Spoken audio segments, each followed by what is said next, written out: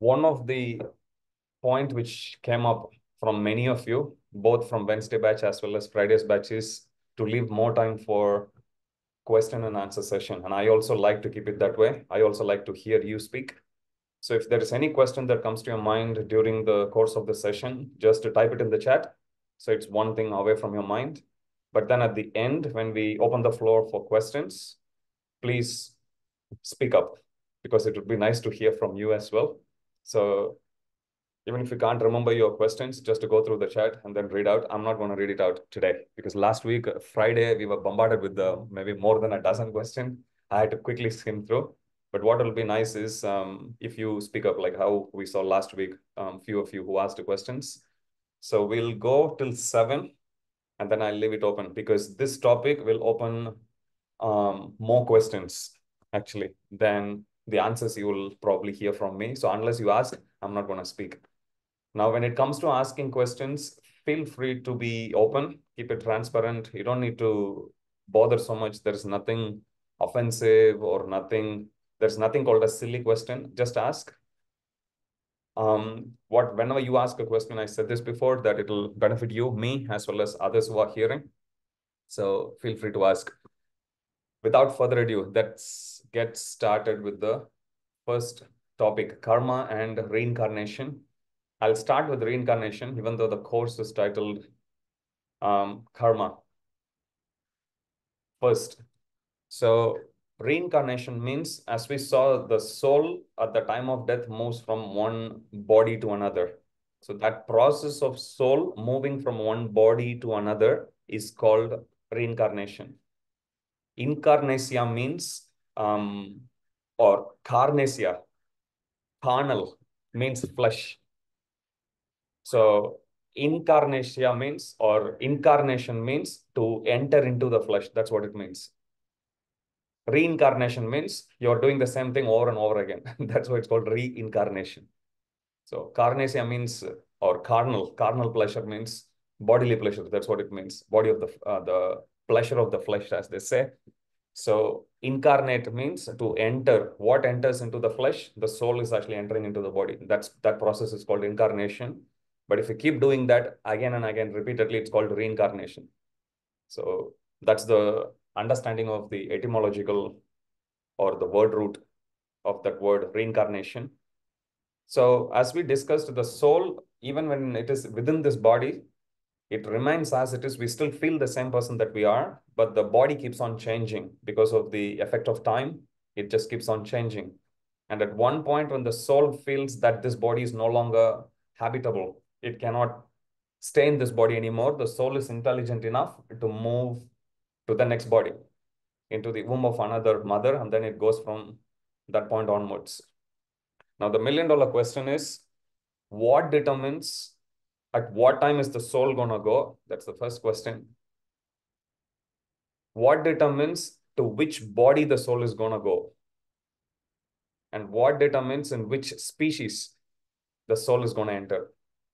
As we saw last week, growth and consciousness, these are the two symptoms for the presence of the soul. And we were touching on this point. Even plants have soul, because plants have growth, plants also have consciousness. Animals have souls. Animals, they also have got growth, they also have got consciousness. So wherever you see growth and consciousness together, we can safely assume that the personality or species is under question, is alive, has got a soul in it. So for us, we have a soul inside within our body. As long as the soul is within our body, the body keeps on growing. The body shows signs of consciousness. Now, coming back to the first question, what determines at what point is the soul gonna go? According to the yoga texts, our lifespan is calculated based on number of breaths. Breaths means how many times you can inhale and how many times you can exhale. So inhalation and exhalation. So according to yoga texts, our lifespan is not calculated based on number of years. It is calculated based on how many breaths you can take. Now, what it means is, if you lead a very stressful lifestyle, when you get angry next time, you try to analyze how is your breath pattern. You You would tend to huff and puff. You will have very, very short breath. You can, or what's probably easier is you observe someone who is getting angry, and you can clearly see the breathing pattern will get affected. Likewise, when you are disturbed sometimes, you observe your breathing pattern. You will see you won't complete a proper, smooth exhalation or inhalation. It will be very abrupt. So in yogic science, that's why if you see the pranayama or breathing pattern is considered to give us much more longer lifespan. So if you are in a position to inhale short and exhale, or inhale for a long time and exhale also for a long time, you can considerably extend your lifespan. According to the Hatha Yoga texts or Patanjali's Yoga Sutra also, you will see. So we have to understand our lifespan, first of all, is determined by number of breaths. Let's say when you're born and in your karma, it is said you are supposed to take, let's say, 2 million breaths, 2 million times inhalation and 2 million times exhalation. You are inhaling the air and you are exhaling, let's say 2 million. If you lead a very healthy lifestyle, you'll be peaceful. And if you practice bhakti, you practice a very nice lifestyle in harmony with people around you, in harmony with Mother Nature, then you will use up those 2 million breaths in a very even pace. What it also means is you will have most of your life, you will be free from disease. Disease will come at some point for all of us, but normally you will lead a very, very healthy lifestyle, and your lifespan will also be considerably longer. On the other hand, if somebody is there who often goes into depression, who gets stressed out very soon, who gets angry very soon, who is always disturbed, then they will have a much lesser lifespan. People usually, when they go to prison, the lifespan considerably gets reduced. People who are in a very pressurizing situation, usually if you see politicians, they have a very short lifespan. So it's very, very important for us to understand, while we understand about reincarnation, we understand about this point that it's extremely important, not just for spiritual level, but also on a material level, to keep ourselves hell and healthy. We have to be peaceful. We need to know the art of how to be peaceful all the time. Yes, there may be situation that would come in our lives, but that doesn't mean we have to prolong that disturbance forever. Momentarily, everyone will get disturbed, but we need to jump back to our usual rhythm and we have to keep on going. So that's the first point. What determines when the soul moves? This is what is determining. How much based on our karma, we'll come to that later, but how much based on our karma, how many breaths we are supposed to take. As soon as you use up, you will move to the next body. Second one, what species or at what point or what determines in which of the species are we going to be born? Like last week, one of you asked, is it possible for a human to be born as an animal? Possible. Can a human be born again as a human? Possible. Can a human be born as a tree? Possible. How many varieties do we have? We have 8.4 million species, according to Padma Purana. It says, unlike our normal science books, which teach us about a classification of carnivores, herbivores, omnivores, those creatures that eat vegetation or vegetables, who are vegetarians. They are like herbivores. Those who eat the flesh, they are called carnivores. Likewise, those who eat both, they are called omnivores, so on and so forth. Likewise, based on our morphology, based on our form, based on whether we have backbone or not, vertebrae, invertebrate, so on and so forth. There are different classifications we all have studied in our school days. But yoga texts, they don't use the physical form for classification. Yoga texts use the state of consciousness for classification. So according to the yoga text, in this case, it's Padma Puran, how many species can we potentially be born in? 8.4 million species. That's how many options there are. Of these 8.4 million species, 8 million species are considered subhuman. Subhuman means you take plants, animals, and there is a clear classification also that's given. There are Jalaja Navalakshani. There is 900,000 species of aquatics. Stavara Lakshavimshati. It's given like that. So there is like so many aquatics, so many plants, Krimi or Rudra Sankhya. There is like 1.1 million species of worms and reptiles, for example. Pakshinam Dasa Lakshanam. There is like 1 million varieties of birds. Trimsha Lakshani Pashavaha of the animals. There is 3 million varieties. Chatur Lakshani Manushaha, it's given. There is 400,000 varieties of humans. That's how many possible states of consciousness we all can have. So, according to yoga texts, depending on whatever karma that we accrue during this life, that will determine what species, which of the 8.4 species will be born in. Now, what is going to determine exactly, in other words, what is the tipping point that's going to determine that you are going to be born in a certain family or in a certain species? The last thought, normally, if you look at in our life, there are a lot of thoughts that we all have.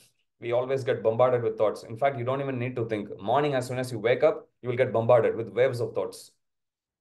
So when the soul, during our whole life, we deal with all these different thoughts.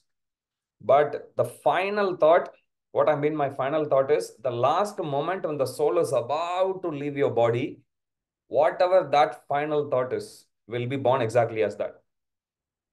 Which means if at the time of your soul leaving your body, if you think of a plant, you will become a plant. If at the time of your soul leaving the body, if you think of an animal, you will become an animal. So what determines what thought you are going to have at the time of our soul leaving the body is based on what thoughts we cultivate during our whole life.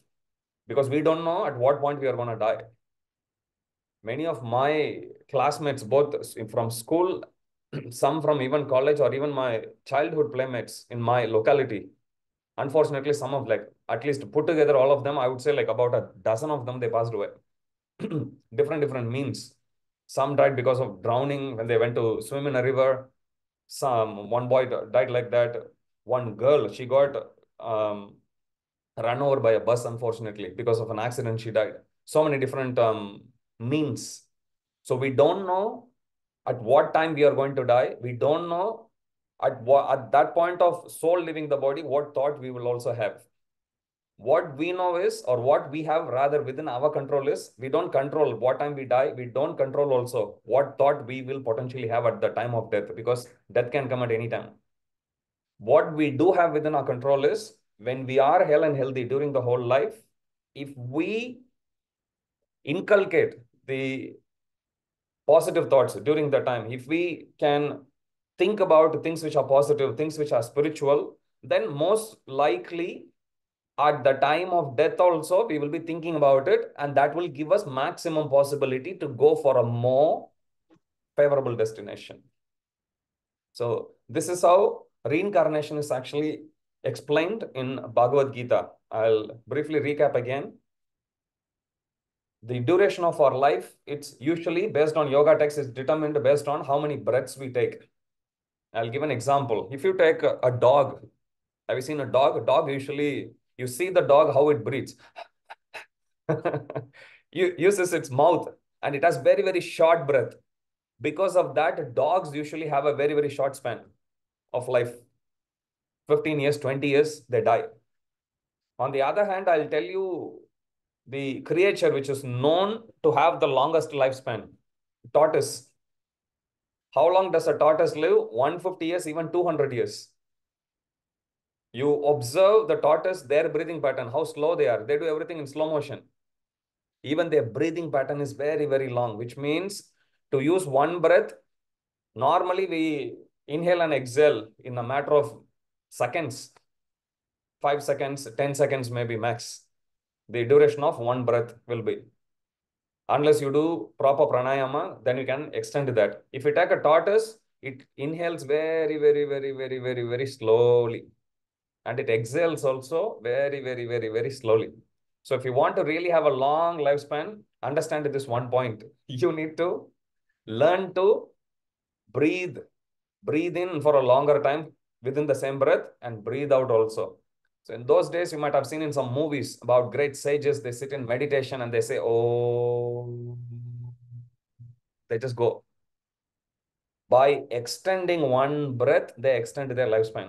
Because I can use up, let us say, I'm just giving a ballpark figure, let's say 2 million breaths within the next 20 years by going through a lot of palpitation in my breath and finish and die also. Or I can use up whatever my quota is, let's say 2 million breaths over next 100 years, 120 years also, slowly. So that determines how long we will stay within our body. What determines to exact what species we are going to go to, that is determined based on what thought we are actually thinking right at the time the soul is leaving the body. Now that thought will be influenced by our normal lifestyle and our normal thought habits. If during the whole life we think about Krishna, we think about something positive, we think about doing good for others, we think about the service of the Supreme Lord, then at the time of death, when the soul is about to leave, we will be influenced by all those spiritual thoughts. We can think of Krishna, we can think about spiritual world, we can think about something really, really positive. And then that will guarantee that we definitely get a better destination than what we have now. So this is how reincarnation is established in Bhagavad Gita. Now I'll pause here before I go to the next one. And I will ask you if you have any questions. Shiva and Ranu Barai, you need to turn on your camera. Any questions from what we discussed so far? No questions. Can I ask you one question? Yes, James. Hare Krishna Prabhu. I have a question. So when we, as we had studied about if we breathe quicker, we will have a lifetime pass away quicker, is it? Sorry, can you repeat? Sorry, my question is when we run, we will short our lifetime. Good question. So, question is, you can mute me, James. It wouldn't be. Yeah. So, no, you have to mute. Oh, sorry. Is it on now? Yes, I can. So when we run, do we No, lose our I got your life? question, Oh, but okay. I'm also getting the echo back. So you have to mute. Oh, okay. All right. Thank you. So, question is, what happens to those people who do regular jogging? So, answer to that is jogging. If you do that as an exercise, it is okay. If you keep on running all the time, definitely you are using up your breath. If you get angry, if people have excessive sexual activity, breath actually gets shorter. All of that, they are detrimental for a prolonged life, for a happy, healthy life. Understand? So jogging, if you do it at a limited level, it is good. You can't overdo it.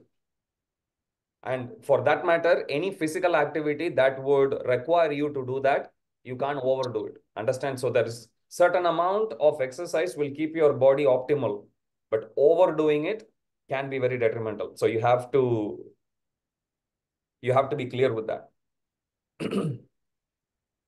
So keep that in mind. So exercise is good, but too much of that is not good. Okay, very good question.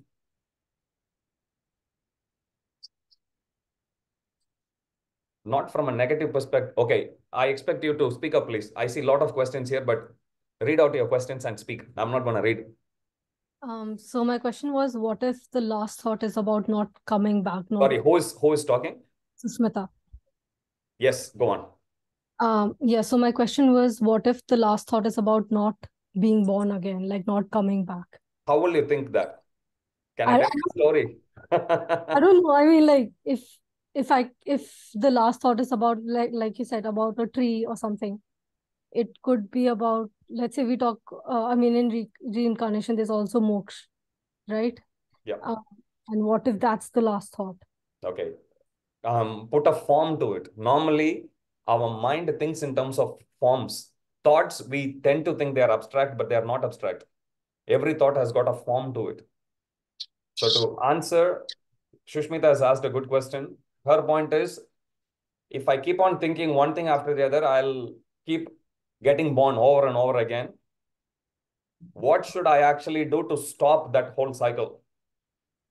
What if I think I don't want to be born again? And my first answer to that question is, you can't think, I want to be nothing. It's not possible. So you need to be thinking about something positive. Now, the $1,000,000 question is, what is it that is positive? Now, let me take a step back. Why can't we think about something totally negative? We can't think of nothingness. There was one guy who had issue with, just one second. There was one guy who had issue with his health. So he went to a doctor. So he goes to a doctor and the doctor tells him, your health issue is actually quite easy. So you take this medicine, and he charges him a very hefty bill. And he tells him, the only condition when you take this medicine is you should not think about a black monkey. This guy goes, takes that medicine for next 3 days, comes back and he starts shouting at the doctor, you cheated me. You have charged me so much, but I didn't still get cured. Then the doctor said, did you take the medicine I gave you? He said, yes. Did you follow the prescription exactly? He said, yes, you told me to take 3 times a day, which I did. Not just for 1 day, I took it for 3 days. Then he said, I also told you one other condition. You're not supposed to think about a black monkey when you took it. He said, yes. The moment I thought, just before swallowing the medicine, the moment I thought I don't want to think about a black monkey, I'm already thinking about it. Correct? So to answer your question, you can't think about, I don't want to take birth, because you'll end up being born again. So what we need to do is, we need to think, cultivate our thought towards the Supreme Lord, towards Krishna, towards the spiritual destination where we want to go. The whole idea of meditation is to take our mind, our intelligence, our consciousness towards the Supreme Lord. That's the whole idea of meditation. Otherwise, we can't sit and meditate on nothingness. It's not possible. Mind needs an object to meditate. Any thought that we have, even when we sleep, it's based on our experience, which our senses have actually gathered. For example, in your dream, you may suddenly see a golden mountain. Now, in reality, it doesn't exist. But the mind is smart enough. It has seen gold. It has seen mountain. It will map these two and it will show you something. Some other combination it will show you. In other words, whatever that we see in dream, whatever thoughts that we have, they're all based on experience put in a certain combination. So during this life, we cultivate positive thoughts. We see the Supreme Lord. We take darshan of the Supreme Lord. We read spiritual books. We do something spiritual. We deal with the people who are spiritual. Then most likely all of that will come and influence us at the time of death. And that way we can be freed from repeated cycle of birth and death, and we can get a positive destination always. Okay. Any other question? I keep removing those who don't have video. I've got a question. Who is? Anusha here. Yes, Anusha. I just wanted to understand, you said state of consciousness determines species, right? Yes. So that's how we measure. Yeah. So what is the relation or correlation to this? Like, how do we know what is the state? I mean, what is the consciousness state of what species? Like, yes.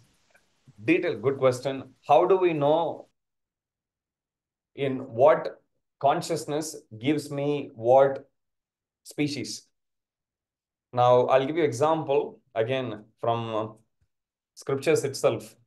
Let us say if somebody has got so much taste for eating meat, or somebody, meat, it may actually confront people. I used to take meat before. Let me use another example. Let's say if somebody wants to sleep more. So if somebody is sleeping for a long, long time, their whole consciousness is about just sleeping.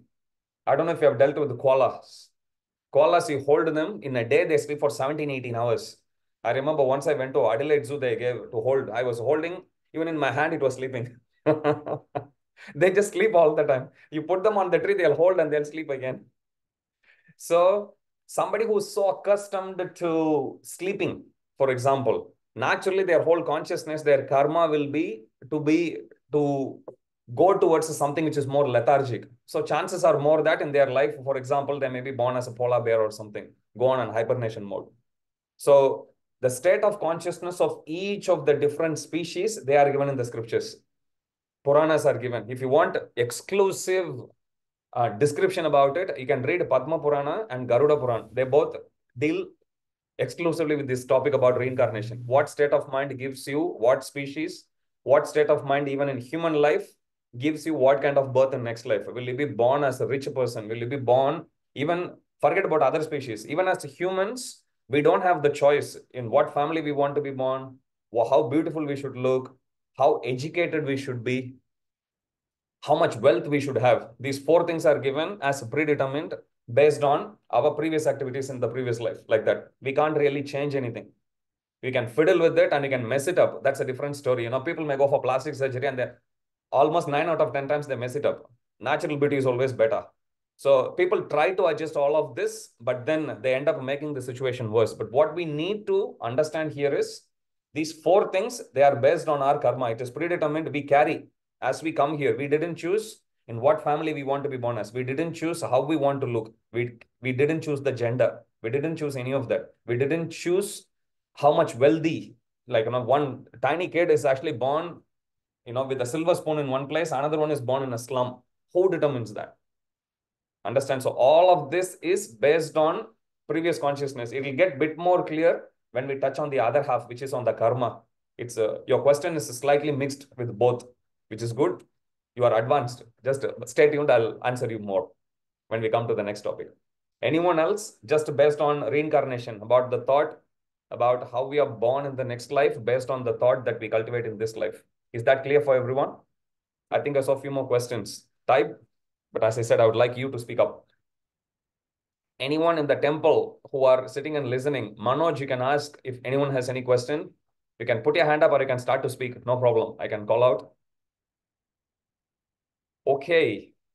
Let's move to the next topic, which is about, who is it?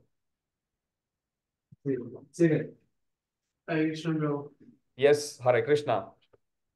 Bro, I had a question. You said Yes. that the person uses his breath while doing physical activity, the lifespan reduces. Yes. But we see Milkha Singh. He's a very famous runner in India. Yes. He lived 91 years. How long did he live? 91 years. Now, what do you don't know? Good. I know where you are coming from. Because he ran much, then his lifespan should have been shortened so much more. Now, can I answer you? What you don't know is if he hadn't run so much, he might have lived for 140 years. Your premise is based on his maximum life is 91 years only. Who told you that? Does that make sense? Generally, people in Kaliuga, if 100 years. There's no hard and fast rule. Most of the people don't go past 80. The average lifespan in the whole world has got 8 billion people. Google and find what's the average lifespan of people. 65 to 70 max. Most of the third world countries is much less. So that's the answer to your question. You are saying 91 years, still he ran. Fine. First thing, he didn't run throughout his whole life. And second, what you don't know, and I also don't know, is if only he didn't run, how much more his lifespan would have been. We don't know about it. Okay? Okay. Thank you so much. Hare Krishna.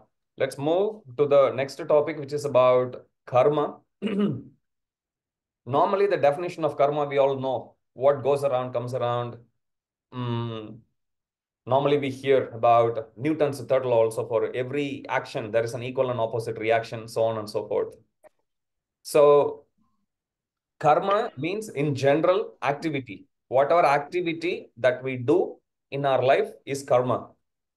Now, you may say, if I keep idle, if I don't do any activity, if I just sit idle, am I doing any activity at all or not?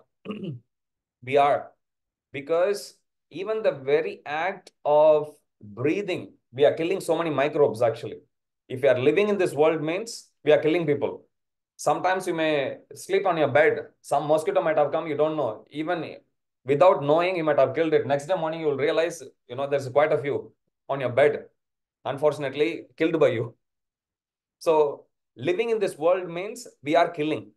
Definitely we are killing. There is karma involved. Everything that we do every action that we do has got a karma involved. Somebody may be a non-vegetarian.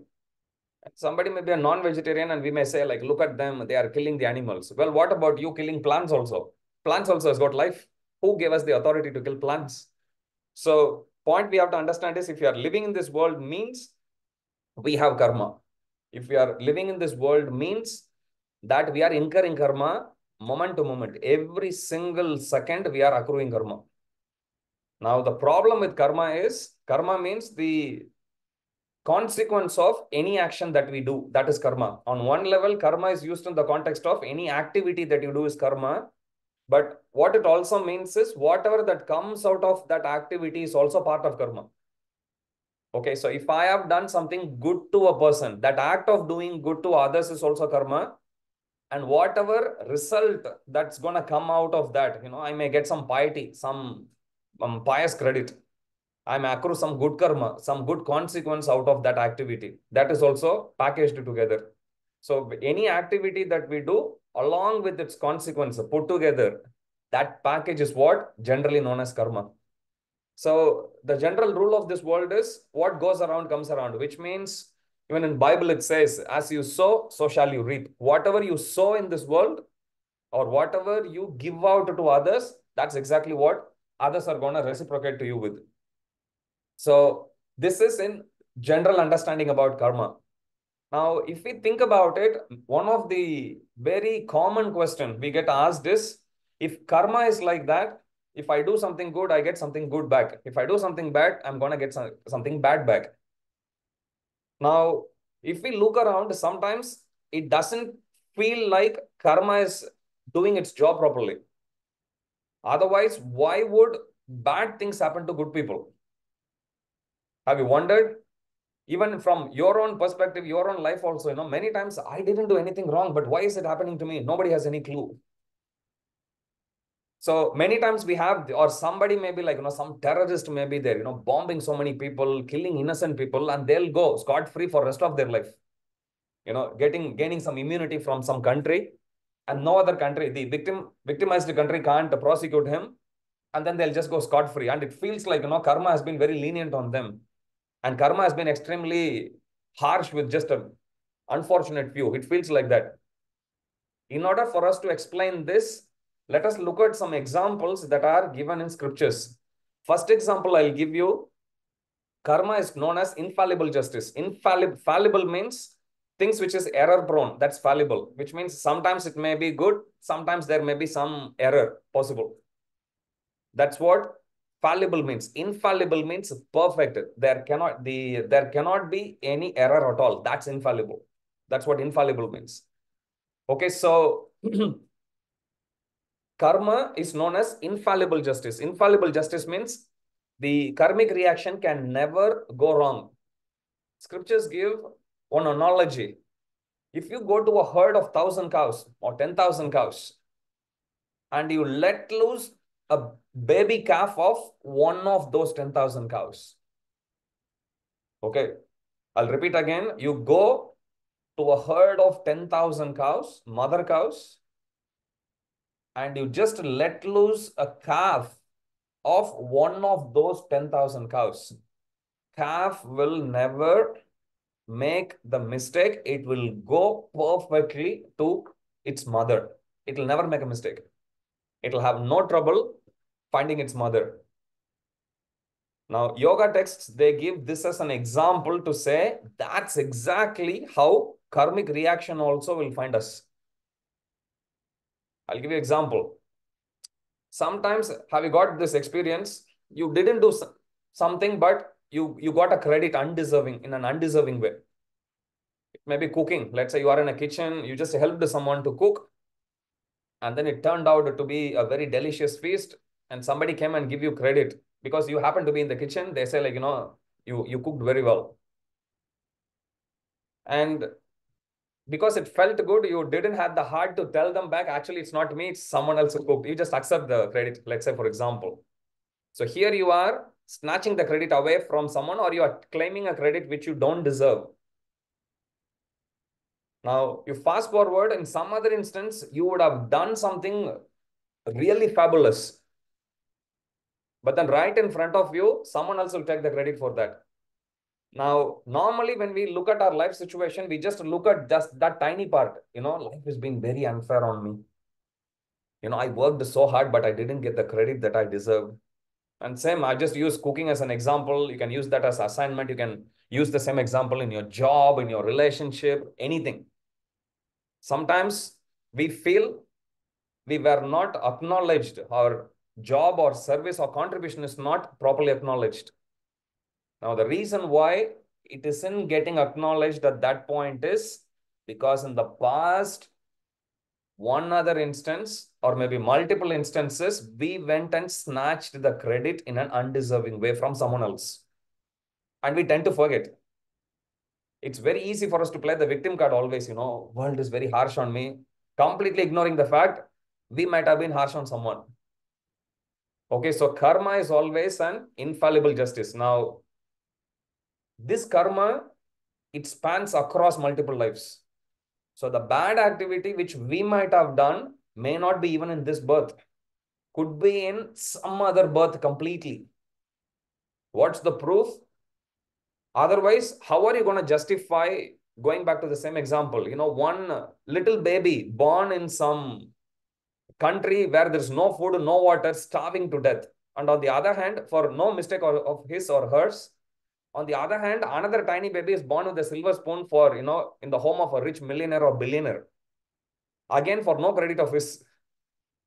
There's something that is determining a particular soul to be born in an impoverished condition on one hand, and it's the same system is driving that other soul to be born in another family in a more affluent position. Introducing law of karma. That's the karma which scriptures talk about. That's what determines what comes to us. So somebody may be good now, but in the past, could be in the same life or could be in the previous life also. They might have done something wrong. Because of that, at this point of time, despite being good, bad things happen. Now, what happens to the effect of that person being good at this point of time? Don't worry, in future, something good will come. There's another example that's given in the scriptures. If you go to villages, and you can see that even in countryside in Australia, I've traveled quite a bit. Even in countryside of Australia, you can see in Indian villages, especially, whenever they do cultivation, recently there's a harvest festival, Pongal, Shankaranti. So usually during harvest festival, they take the grains, offer it, and then they store it in a big silo. Now, the way how silo works, next time you go to any Indian village, you can notice, normally they pour the contents from the top. They pour the grains from the top. And when you want to take some grains out, they'll have one small shutter at the bottom. They'll raise it and the grain will come. When they are done, they'll immediately close the shutter. So the opening at the top will be huge when they will pour, sacks, hundreds of thousands of bags of rice. They'll put huge ones. And from the bottom, they'll have one small shutter. They'll open and they'll take the grain whenever they want and they close the shutter immediately. Now imagine, initially, this whole silo is empty. And one farmer, he fills. What does he fill? Some rice. Bad rice, unfortunately, from the previous harvest. He pours it. Not the best quality grain. Whatever he could manage to cultivate, he did. He harvested and he stored it.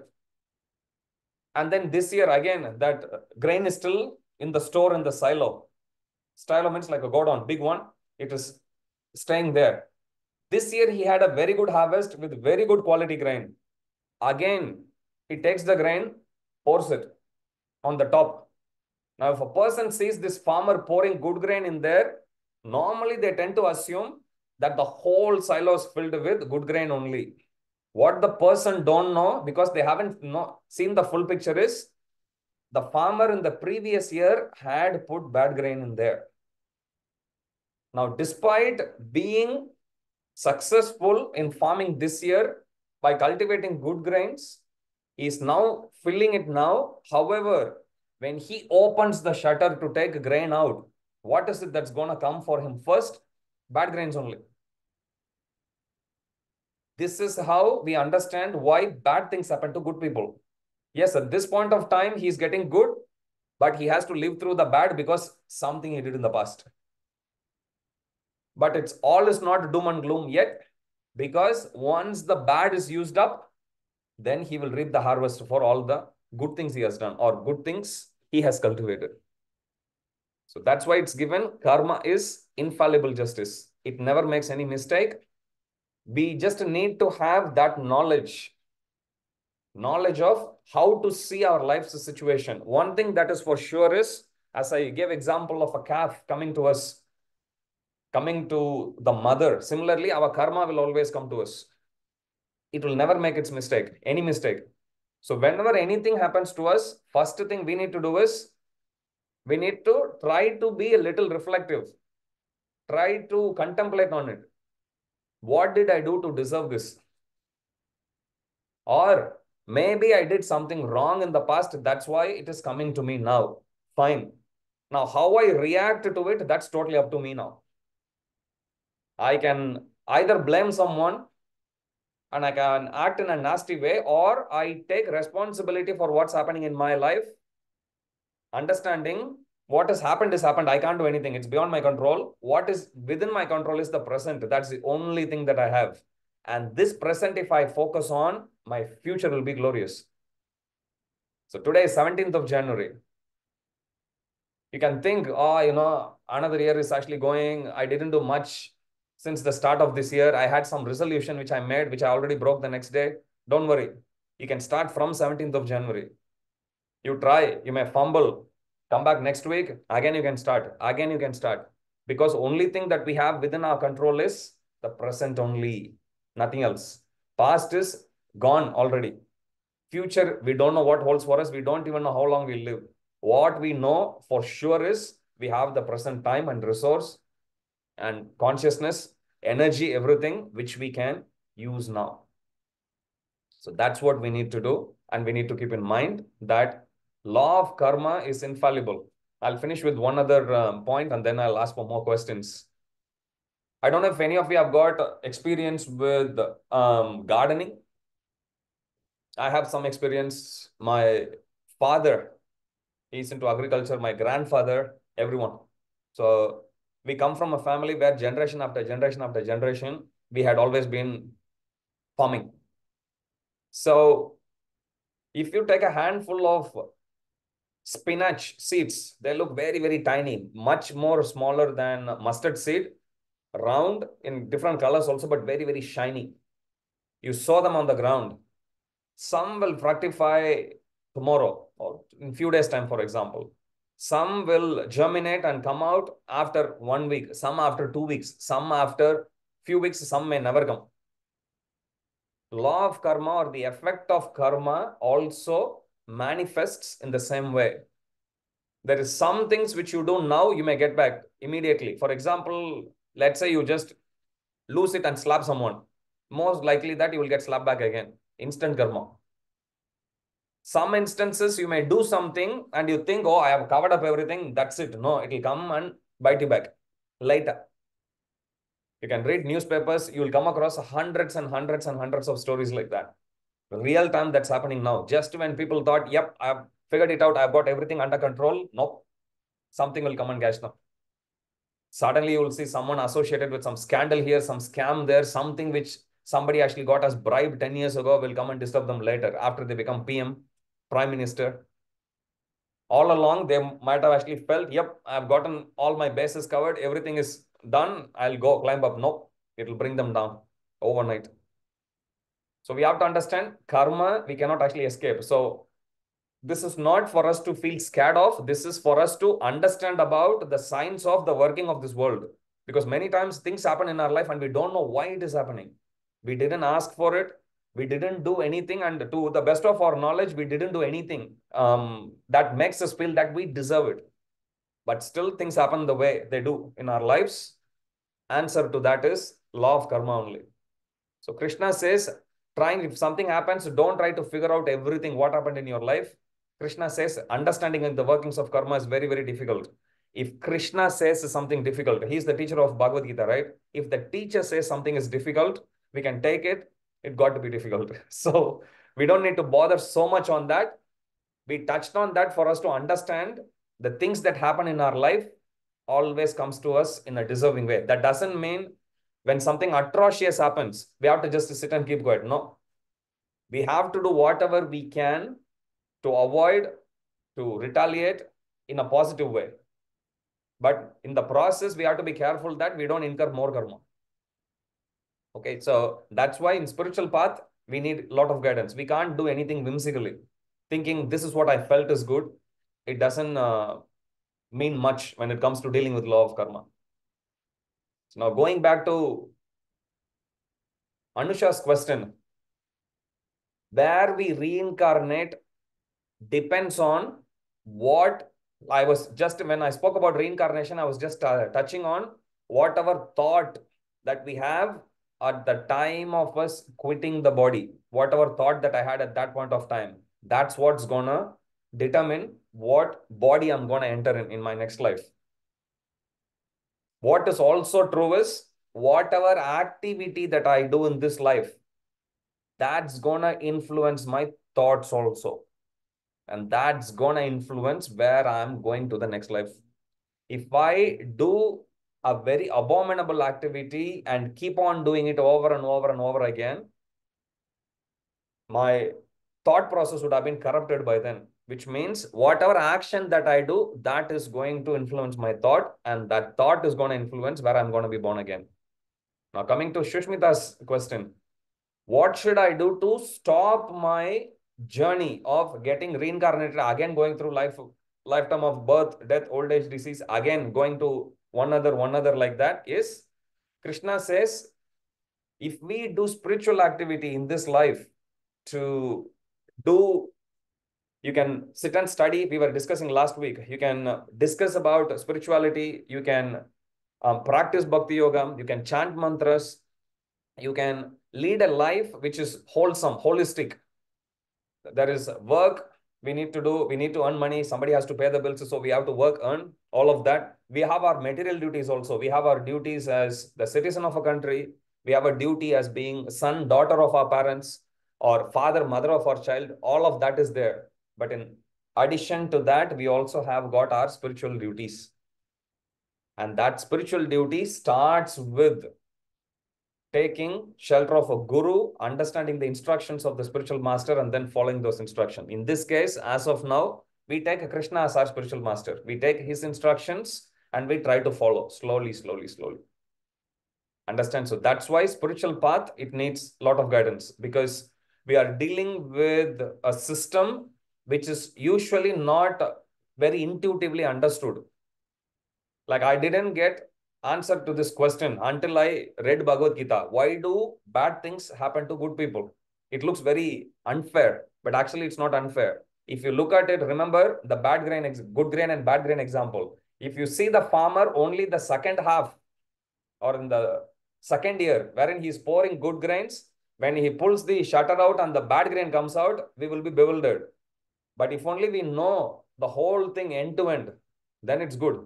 Same as, like, if you watch a movie, usually in the climax of the movie, hero will kill the villain. But if somebody just sees the climax alone, they will wrongly conclude the one who is getting killed is the nice guy and the one who is killing is the bad guy. But no, you haven't seen what happened in the very first scene of the movie or second scene of the movie, what happened before. So same thing happens to us also in our life. There is only so much we remember, but how much ever we remember, we can try to make sense out of it. If something is beyond our comprehension, we have to just accept, to make peace with that. Like, okay, karma is there, infallible justice, it is coming. Let me just still act gracefully. Whatever I did in the past, it's beyond my control. Whether I do it consciously or unconsciously, I don't know, but let me be good from now on. I'll stop here. Questions? I see some typed in the chat. Can you please read out? Whoever. Hare Krishna. Who is the Ashmita? Yes. Smita. Yeah, I had a different question earlier, but after listening about the karma, I Yep. have a question like, nowadays for every new couples, like they have a problem of conceiving a baby or have a miscarriage. It is the karma of the parents that is happening, or is the karma of a newborn baby, It's the and what is the newborn baby was thinking before that caused him to death so quickly? So that's the question. okay. So first question, if a couple can't conceive, is it due to the karma of the couple? Yes. That's what Shastras say. It is the karma of the couple. Now, if a baby, somebody had actually typed in the chat also, when I was quickly skimming through, I saw, what about those babies who are like, conceived in the mother's womb, but they die even before they are getting born? Which means the baby's karma is such that they still have some short residual time, which they have to, as part of the karma, they have to be born again. But not so much that they have to be completely, like within the mother's womb, the baby usually lives for 8 to 10 months. The baby's karma is such that it can finish off all those karmic consequences within those 2 months or 3 months, however long the baby is alive. It has already finished using the karma, so it doesn't need to stay here anymore, moved to the other life or go back to spiritual world. Normally, it is given when the babies are within the mother's womb, and when they leave the mother or stillborn babies, they usually go to the spiritual world. Because within the womb of the mother, it's there in Bhagavatam. We can discuss it later. Very interesting topic. Normally, when we think about within our mother's womb, how our experience is, we forgot. And I'll tell you why we forgot. It's in the third canto of Bhagavata Puran. It says, the experience of a baby within the mother's womb is exactly same as us being tied upside down on a dark room, our whole body covered with the bag, like a plastic bag, and tied. Already we will suffocate. It's dark, plus we are held upside down. How uncomfortable it is. That's how uncomfortable the baby is actually feeling within the mother's womb. So it's not a very comfortable position for the baby to be held there, actually. Not just 1 day, 2 day like that. The baby is like that within the mother's womb for 8 to 10 months. And we all go through that. So it's a very painful situation to be in. And all of us go through. There is a whole section actually that deals with that in Bhagavata Puran. As I said, it's one of the advanced courses. We'll come to that later. Advanced topic on karma. But I'll tell you this much, when the baby is actually within the mother's womb going through so much struggle, at that time, the baby offers the purest heartfelt prayer to Krishna. It's given like that. What the baby actually prays there, it's given. All of us have offered that prayer.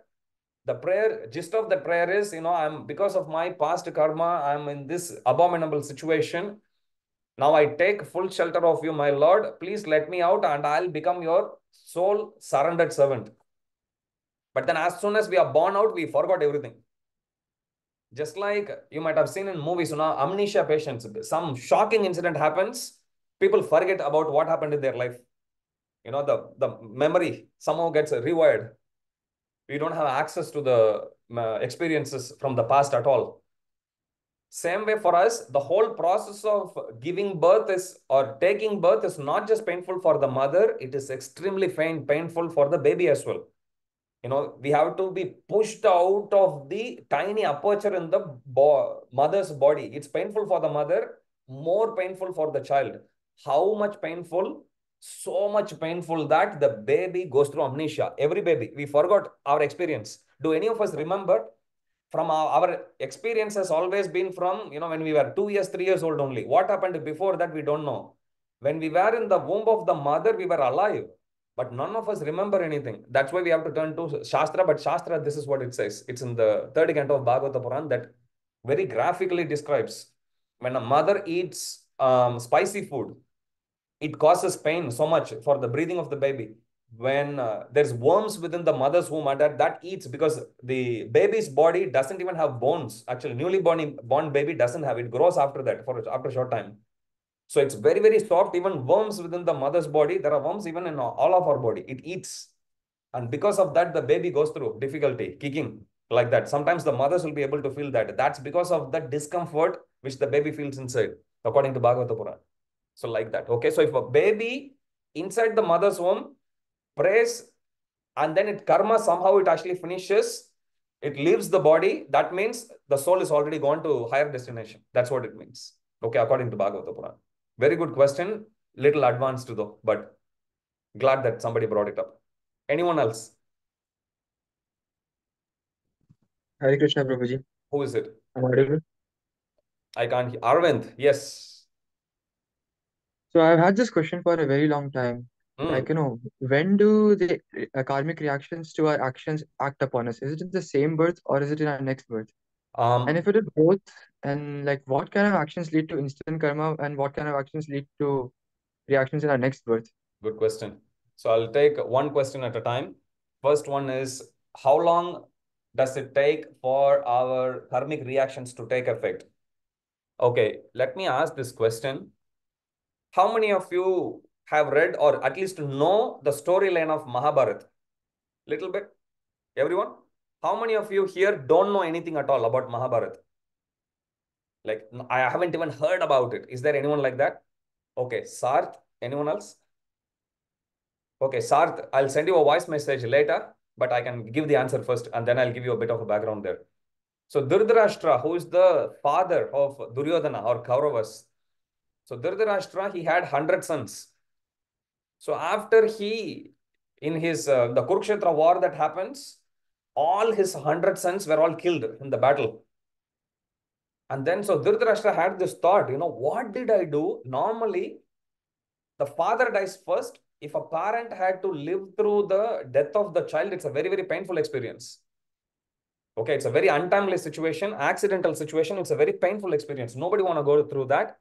In Dhritarashtra's case, he didn't have to go through that just once. 100 times he had to go through. 100 sons get killed, one after the other. So Dhritarashtra was very worried and he asked Krishna after the war, what did I do to deserve this? Then Krishna tells him, say, 100 births before you were a hunter. And what do normal hunters do? They usually spread their net. And when the birds come and get stuck there, they will take them and they get killed. So Krishna says, 100 birds ago, you killed 100 birds. Because of that, you accrued karma. And then Dhritarashtra asks, why should that come and affect me now after 100 birds? If 100 birds before I had done that, I should have been punished in the very first birth itself after that, correct? That's what we normally would think. Then Krishna tells him, see, by killing all those 100 birds, you have incurred or you have afflicted pain upon so many mother birds. And the karmic reaction for that is you also need to go through the same pain. And Krishna says, why 100 birds in between? In order to gain enough punya to be blessed with 100 kids, you had to live through 100 lives to gain pious credit. So that after 100 births, sum total of all pious credits will bring you 100 sons, and now karmic reaction will come and take effect. You understand? Because without kid, you can't go through that pain. I told you, right? Infallible justice. So to answer your question, Arvind, it can take one birth, many births, multiple births, depending on the size of karma, gravity of karma that we do. Now, karma, so far I have been painting in a bad light only. Positive things are also true. If you do something good now, it will come back to you after 1 life, 2 life, 10 lives, 20 lives like that. Okay, whatever we speak about karma, because our curiosity is always about negative things. Positive things we tend to forget. We don't have that much appreciation. Negative things will cause so much pain, correct? When India lost World Cup final, how many of us lost sleep? I have been receiving call from one youth to the other. Prabhu, I feel so depressed, so depressed. Usually when you go through some loss, it causes so much pain.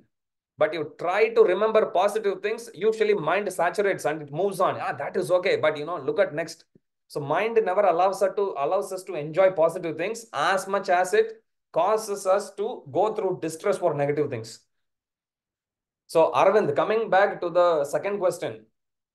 So first question is, how long does it take for the karma to accrue, or how long does it take for a karmic reaction? It can take one to many, countless. There's no number there. Likewise, if I do some activity now, how long will it take for me to gain the result? Same answer. There is some instance when you will get instant karma.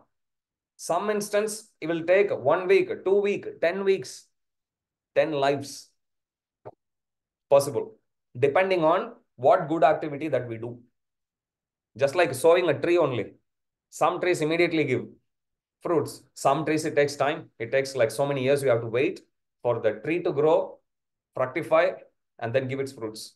Same way. Karma in many ways, in many yoga shastras, they are likened to sowing a seed, which same example used by Jesus Christ as well. As you sow, so shall you reap. If you sow it, that's exactly what you're going to get. Okay. I know some of you may still have some questions. One suggestion that came from a couple of members, I will share with you probably the other group. I told you there is a YouTube channel also. That's where we'll be posting the recording. I post the recordings of the other classes also. But the interesting section is the question and answer session. You can always scroll to the last 10-15 minutes or so and you can watch. And I'm going to share your questions also. A lot of very wonderful questions came with them as well. But coming back to the point, couple of you have suggested, can we ask questions even during the course of the week? Yes, please keep them coming. I may not have time to type. You all have my number. You can type your question or send me a voice message. I will try to answer replying back as voice message. Either I'll put it in the group or I may record a video, put in the YouTube and start and tag you all in that one or post it in the WhatsApp group, whichever way. So that way we can stay connected. When you read anything that comes, throw it. No question is right or wrong. And we'll try to answer as much as possible. But if I see something really very relevant for everyone, then I'll probably bring it to the class and I'll do. But keep your questions coming. As I'm saying, I'm very grateful for your sincerity, for how serious you are in practice of bhakti, in practice of yoga. So try your best. And we are all together in this journey. Slowly, we'll take steps forward. As I said, I think close to 9 of you have already visited, gotten the books. I have taught you how to chant as well. So please keep chanting. Those of you who haven't, you're welcome to visit us anytime. And Sarth, I will record a message and I'll send you regarding the background of Mahabharata. Thank you very much for your kind attention and for your kind cooperation. Sorry, there is like 4 or 5 of you I have to keep removing just to teach some discipline. Videos are mandatory. Otherwise, as I said, we can't save ourselves from our mind. Moment video is off, we'll end up doing anything. So we don't want to waste it. There's 1 hour we are giving. There's one opportunity we had to wait. I had to wait 25 years to come to this path. You all, how old you are, only you know. So we don't want to waste it. 1 hour we give, might as well give it properly. Okay. So thank you very much. But any questions, if I haven't answered, I don't have, I'm not going to go through the chat and I'm not going to do. I told you to use chat just so that it's like a notes, just to type it up there. But let's keep it interactive this way. This is more interesting. And we'll see you next week. Thank you very much. And any questions you have, as I said, please do text me or send me a voice message. I will find a means to actually get the answer, reach you. Hare Krishna. Thank you very much. You can all understand. You can say Hare Krishna and you can end. Hare Krishna, Prabhuji. Hare Krishna. Hare Krishna, Prabhu. Krishna. Hare Krishna. Hare Krishna. Hare Krishna, Prabhuji. Hare Krishna. Thank you.